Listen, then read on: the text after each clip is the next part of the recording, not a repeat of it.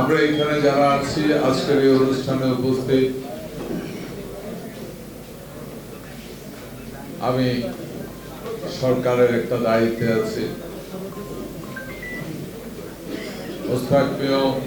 আরেকটা দায়িত্বে এসেছে, ইসুফ মোল্লা টিপু আরেকটা দায়িত্বে এসেছে। আমরা অ্যাকচুয়ালি দায়িত্বটা নিয়েছি কুমিল্লাকে বড় করার জন্য। আমাকে দায়িত্ব দেওয়া হয়েছে সারা বাংলাদেশকে সুন্দর করার জন্য। এ ব্যাপারে বলতে গেলে অনেক বক্তব্য আছে, আমি কোনো রাজনৈতিক বক্তব্য আজকে দেব না।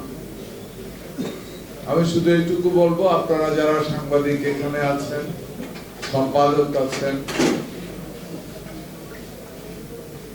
আমার ধারণা আপনারা বেশিরভাগ লোক জন্মগতভাবে কুমিল্লার সন্তান, আর যদি নাও হন,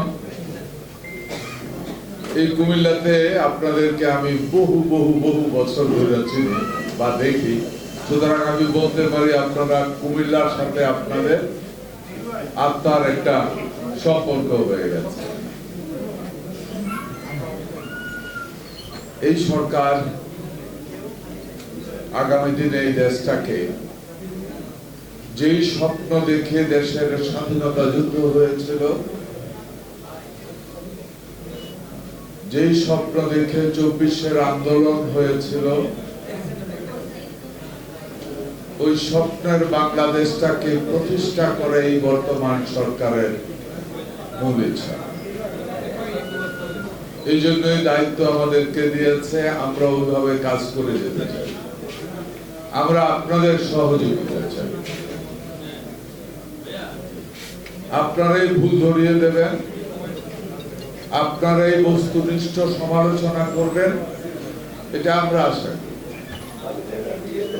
সমালোচনার জন্য সমালোচনা নয়, যে সমালোচনা সমাজকে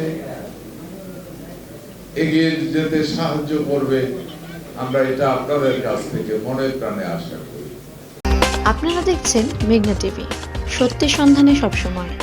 এছাড়া দেশ বিদেশের নিত্য নতুন খবর জানতে মেঘনা টিভির ফেসবুক পেজ facebook+meghna tv.vd তে লাইক দিয়ে আমাদের সাথেই থাকুন।